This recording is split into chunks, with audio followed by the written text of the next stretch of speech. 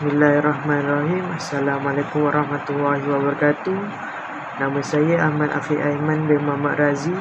Nombor metrik D1910533. Hari ini saya akan membentangkan tajuk produk pembiakan projek. Kod subjek saya SHA 3053.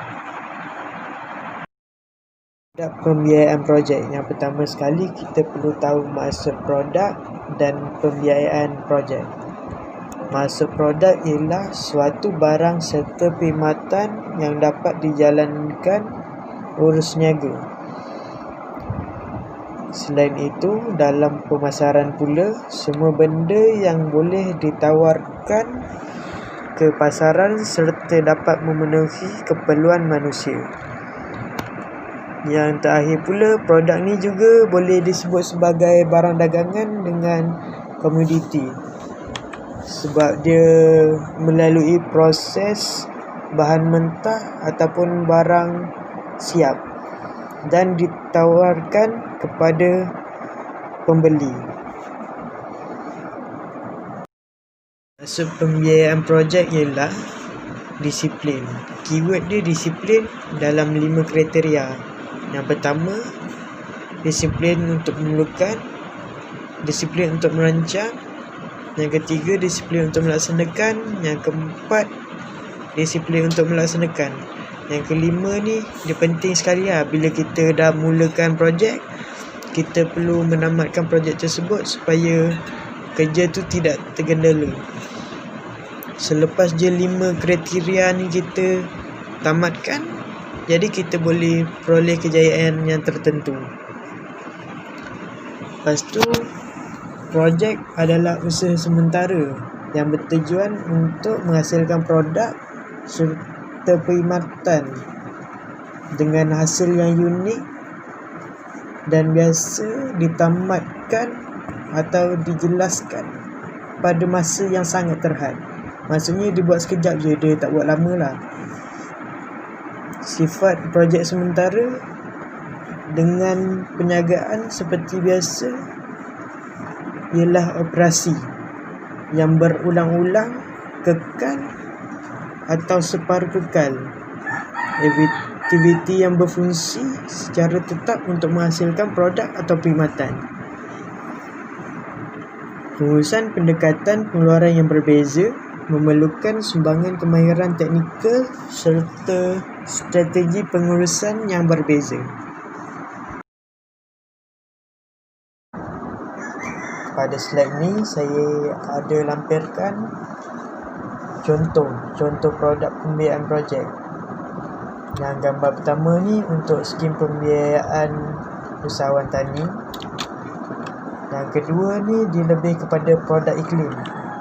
Yang ketiga untuk permulaan buka franchise.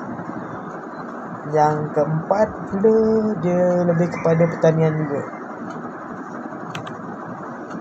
Yang kelima berkaitan dengan pertanian serta perikanan.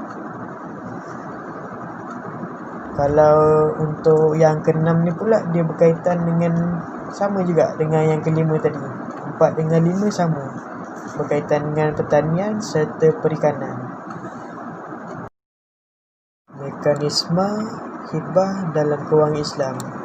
Hibah datangnya dari perkataan Arab iaitu wahabah, yang bermaksud tabarruk, iaitu pemberian tanpa mengharapkan balasan.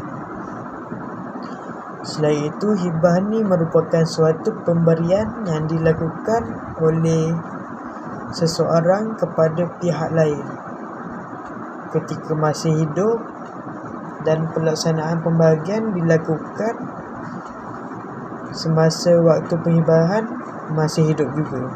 Maksudnya, contoh diberi buku ni kepada orang sebagai hadiah tanpa mengharapkan apa-apa balasan daripada orang yang dia nak bagi buku ni. Contoh dia tak jual buku ni, dia hanya sedekah dekat orang lain, dia dikira hibah juga. Terusnya saya bentangkan berkaitan dengan prinsip syariah dalam hibah. Dia ada 3 prinsip, iaitu qard hasan, al-ijarah, thumma al-bai' dengan wadiah yad al-dhamma. Yang pertama, saya nak ceritakan pasal qard hasan. Qard hasan ialah suatu kontrak hutang terhadap sesuatu yang bernilai dengan pembayaran balik kadar yang sama. Maksudnya dia tak ada letak bunga, iaitu riba. Tanpa konsep riba lah yang ni. Yang kedua pula, al-ijarah thumma al-bai'. Dia konsep dia merupakan gabungan konsep ijarah, iaitu sewaan, dan al-bai', maksud dia pembelian. Yang ketiga pula, konsep wadiah yad ad-dhammah.